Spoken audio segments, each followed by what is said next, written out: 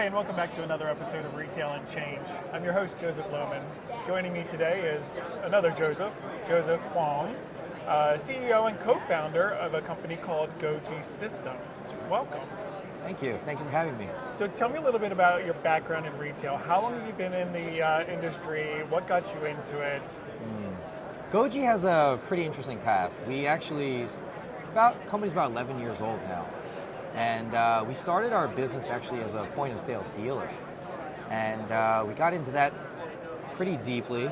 About 5 years ago, we shifted the company into a kiosk company. So we started developing our own kiosk software and really started diving deep into that. And as a company, I think, we try to really focus on guest and user experience. And that really resonates in everything that we do, from our sales process to our products to our support. We're very much focused on what is someone going through, what is their experience when they interact with Goji. And so that's basically how we started building our kiosk technologies. Okay, and when you say you're a kiosk company, what does that mean? What parts of kiosks are you responsible for? What do you specialize in?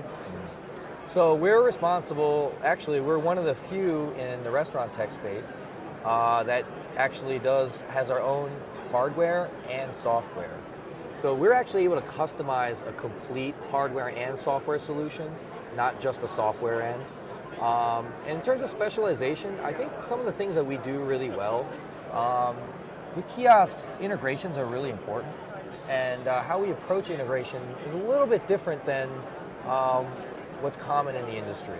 We tend to build a more robust integration where our kiosk can really work more seamlessly with the technologies that we integrate, including technology like CPI and the cache automation, right? Mm-hmm. So at the end of the day, the guest experience is a lot more well integrated. It's a lot cleaner and smoother. Okay, so you've had some significant experience in talking to restaurants and talking to businesses who want a kiosk. Yes, right? Yes we have. So what are they why do people choose to explore putting in a kiosk? What are they looking for? Oh, well, these days, it's a lot of savings. In the QSR space, margins have gotten a lot thinner with increased food costs, and there's new mandates like state legislation where you have increased minimum wage. And so those things are really driving much more automation. And at the end of the day, the restaurants are trying to figure out how to maintain their margins. And one quick and easy way is to really kind of deal with the labor issue on the cashier side. The other issue that we see a lot of our clients dealing with is labor gaps. And what that really means is people aren't showing up to work anymore, right? They either show up to work or you'll train them for 2 weeks and then they'll stop showing up. And we see a lot of our clients, they're actually spending a lot of money just training people that never actually work. And it's really starting to cost brands a lot of money. And at the end of the day, a kiosk can easily solve that problem. Okay, so you're trying to solve operational efficiency issues, you're trying to solve labor issues, you're trying to even solve training issues, essentially. Yes. And how are you doing that? How is Joseph and Goji Systems solving that? What is it you do different? Well, one of the things that we really do differently than I think the current industry is that we really focus on trying to implement kiosks as a part of the business operational culture. And at the end of the day, we think that kiosks, even though it's like a really useful technology and the business can benefit from it, from increased orders to line busting, obviously filling labor gaps, things like that. But at the end of the day, we think that focusing on the guest experience is really going to bring those benefits to the brand. Okay. So interesting thing you said there. Restaurants and those who want a kiosk are trying to solve operational issues, trying to solve financial, preserving the margin or getting more margin issues. They're trying to solve labor issues. But you're saying that the guest experience, the customer experience, is equally important.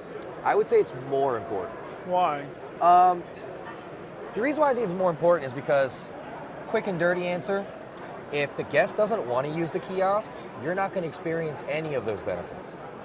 So at the end of the day, as a brand, operationally, if you do a very good job of presenting kiosks, making kiosks frictionless, delivering a superior guest experience from kiosk ordering, guests are going to want to prefer to use kiosks. And when you have a higher percentage of guests using kiosks, then the brand's automatically going to reap all the benefits of increased average orders, line busting, labor gap, all of those issues that they're trying to deal with. So really, So is the industry approaching it from the wrong perspective?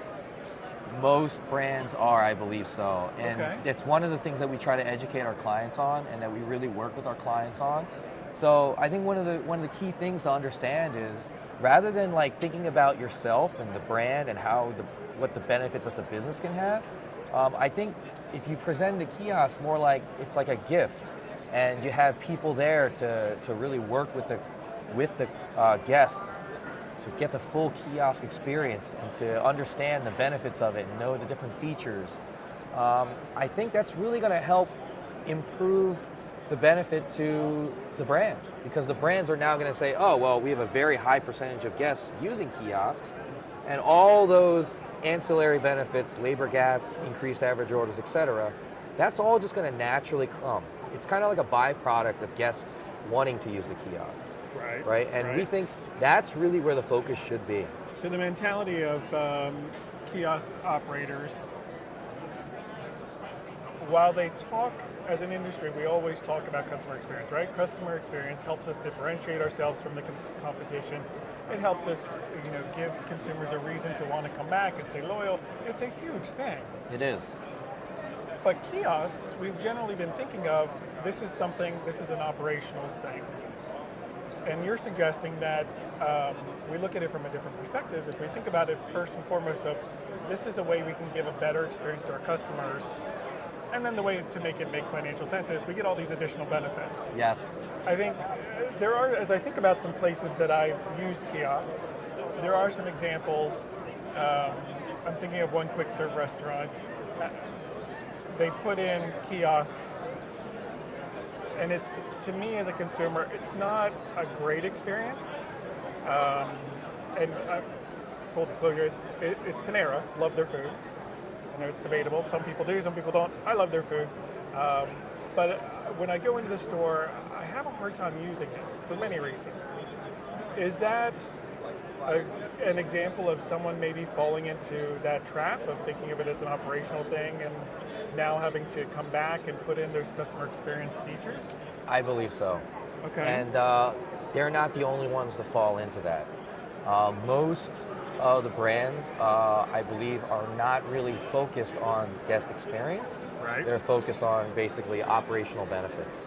And what are you hearing now, because you're in tune with a lot of these kiosk operators, are you hearing more of them talk about this customer experience? Absolutely not.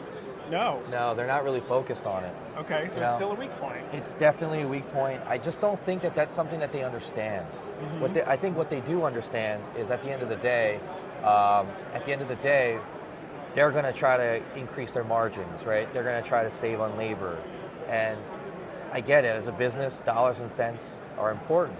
But really what I think, if we as an industry focused on guest experience, I think what's going to happen industry-wide is more and more people are going to use kiosks. I think the biggest issue with trying to adopt kiosk into a brand is really guest behavior. Mm-hmm. And what we're really trying to do is we're trying to not just throw technology at guests, but we actually need to change their behavioral patterns.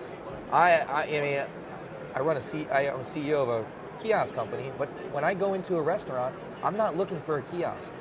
I'm looking for a cashier, because that's how I've been trained. And the branding, there's a lot of unspoken cues when you walk into a restaurant that tells you, hey, this is where you order, this is where you go to get your drinks, this is where you sit down, right? And those unspoken cues set certain kinds of expectations about what your service and your experience should look like.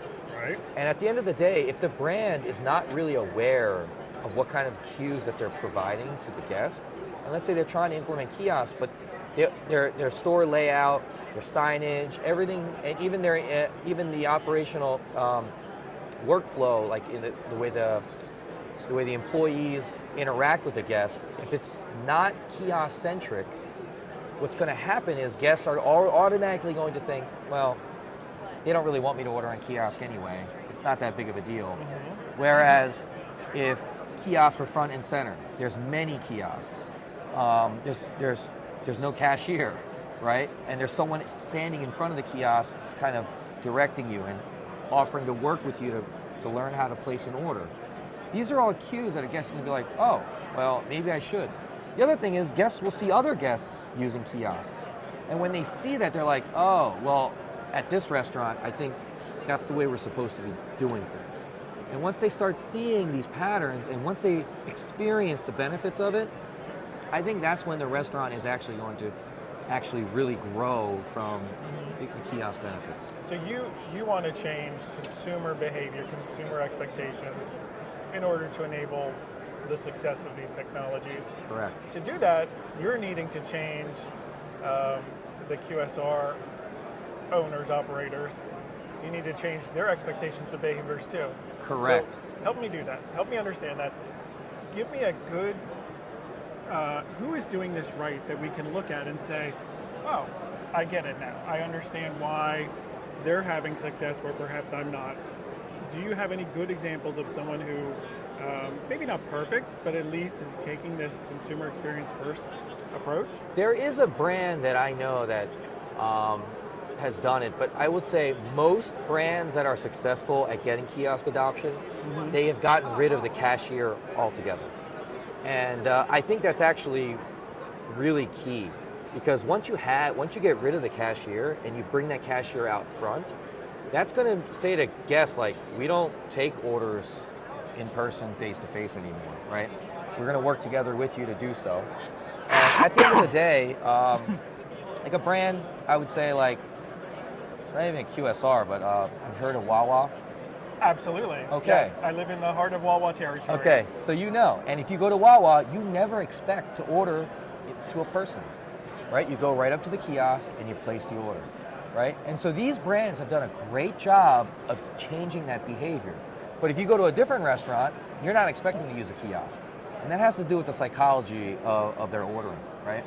And at the end of the day, I think in order to, at least at a restaurant brand, in order to really like see the way forward to full on like order automation, we believe accepting cash and cash automation has to be part of that equation. Because right now in the restaurant space, we see about 25% cash. And because of that, you still have to have a cashier. And if you can't bring that cashier out front full time, you're still going to have a lot of friction in terms of trying to convert the psychology of ordering of those guests. Mm-hmm. It's really interesting you bring up Wawa. I go there at least once a week, no lie. And I think when they first came out, they've got two different kinds of kiosks. And I think this is an interesting use case because there's the one that you order for the food, and then there's the one where you pay. Yes. It's not the same one. No. And some would argue, well, maybe it should be the same one. Some would say, well, there's reasons for keeping it. Not my point. The food one, easy to use. Very easy to use. It's evident, it's evident you don't even place an order with a person, right? They don't take the orders, they make them, and they make sure everyone's happy. On the other side, when they first put in the checkout part, I feel like as a consumer, they struggled a little bit because there were no instructions. It was a little difficult to use, and it's becoming more and more prevalent. I see no one using the manned checkout anymore. Correct. But for a long time, it was just people would ignore them. Yes. And it sounds to me like listening to you talk, that's an example of the consumer behavior wasn't changing quickly enough because the experience, the expectations were also not well thought out or perfect. And that's why it took a little longer for them to see the success in people using it as opposed to demand checkouts. That's correct. Actually, you bring up a good point. So one thing at Goji that we talk about a lot, talk about the guest experience, but actually what's interesting is a lot of companies actually think the quality products and quality service will lead to a great experience. I would beg to differ on that. I actually think that you don't necessarily need, now listen, we have great products and services, but I don't think the best products and services equals the best experience. And the reason being is because experience isn't shaped by the products and services. It's shaped by the expectation. So the customer or the guest expectation is what shapes their experience. My example that I always give is like, if you go to a dollar store and you bought something and it broke after a couple months, you're not upset. You were expecting it. You were expecting it because it's cheap. You don't expect it to last long. But if you bought a Ferrari and the wheel fell off, you're pretty upset. Yes. Okay? Because the expectation is that shouldn't happen.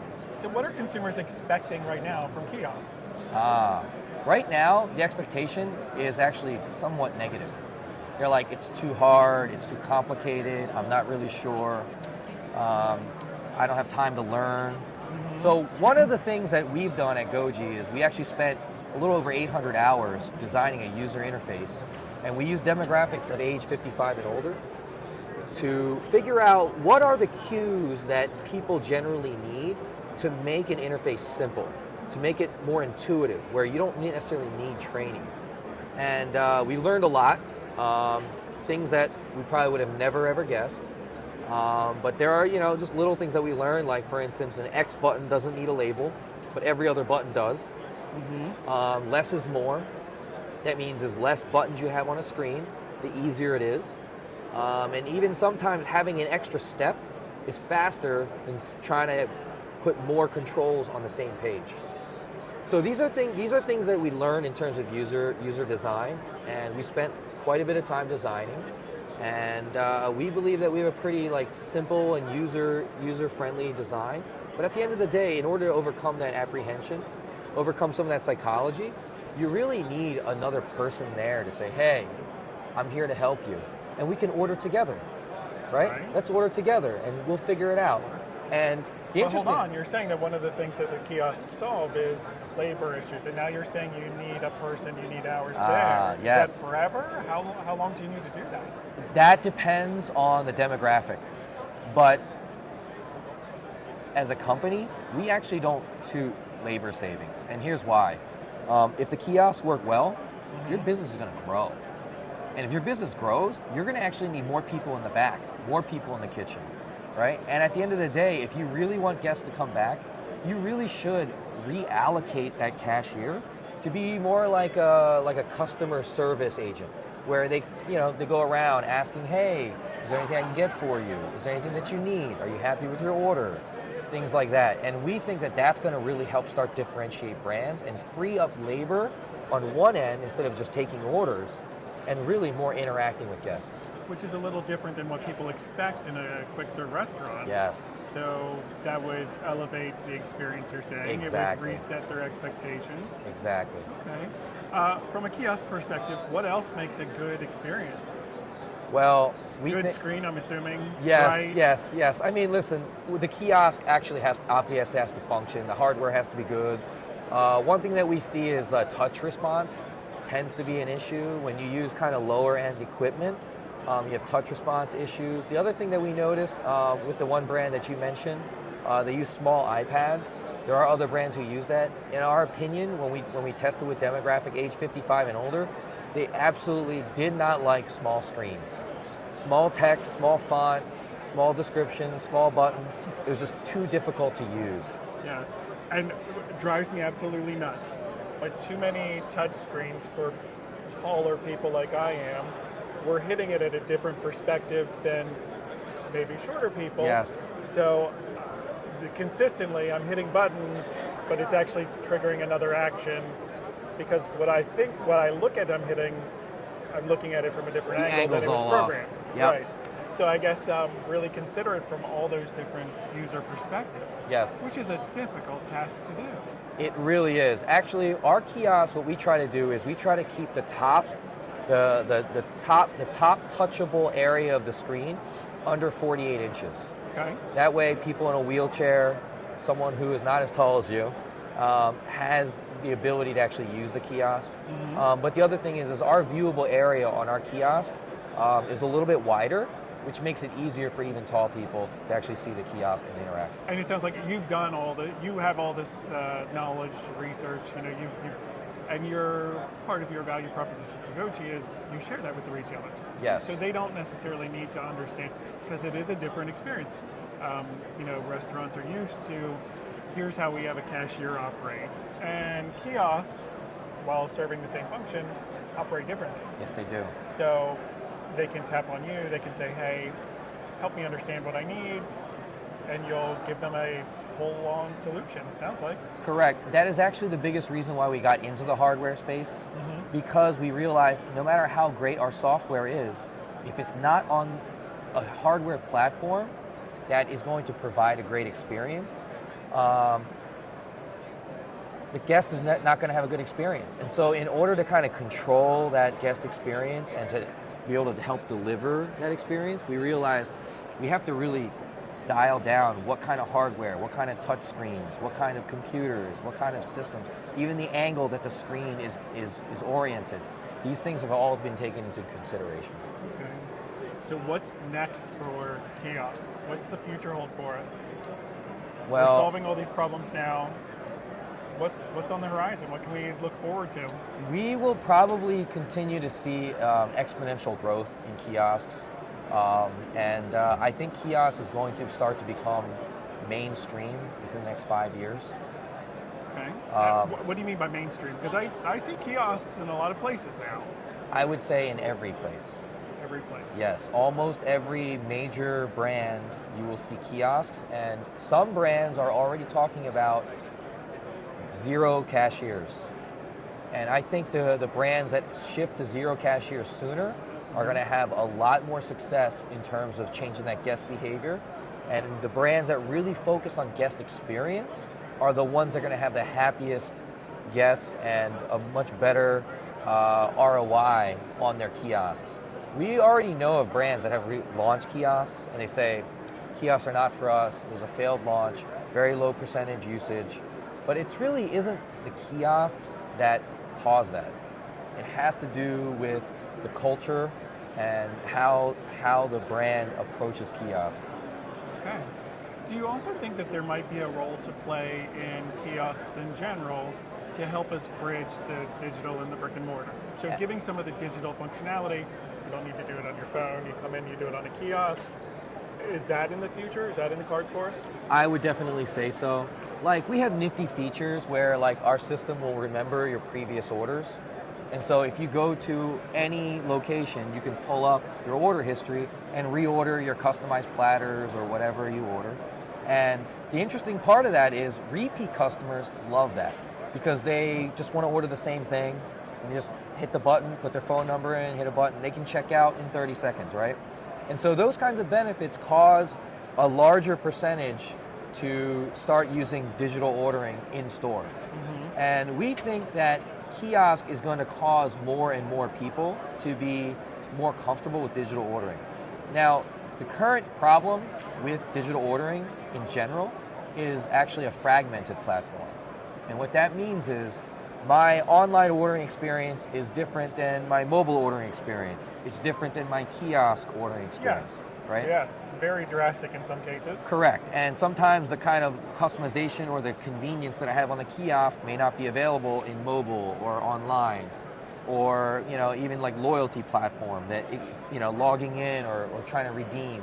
These kinds of things are still an issue today. Goji is working on that problem right now, and so what we're trying to do is we're trying to build an ecosystem of customer-facing ordering technologies, whether it's just kiosk, online ordering, and mobile. So almost like a bridge for the omni-channel experience. Correct, and it's the same platform across all of those platforms, like right? For mobile, online, and kiosk. And right now, a lot of brands, they have actually different technologies for all those different platforms. And it becomes very cumbersome to manage, but also as a guest, it's a fragmented experience. I mean, even Wawa, their kiosk experience is great, but their mobile app and their online ordering is different. Interesting. Any other thoughts you wanted to share with us? I just really appreciate you inviting me to this podcast. It was a pleasure to speak with you, and just really great to work with you guys. Yeah, this was very interesting. I love talking about kiosks, so thank you so much for joining us. If you would like to learn more about Goji, I would encourage you to follow Joseph and Goji on their social platforms. We have them in the show notes. And if you enjoyed this podcast, please like and share. You can find us on YouTube, Spotify, and Apple Podcasts.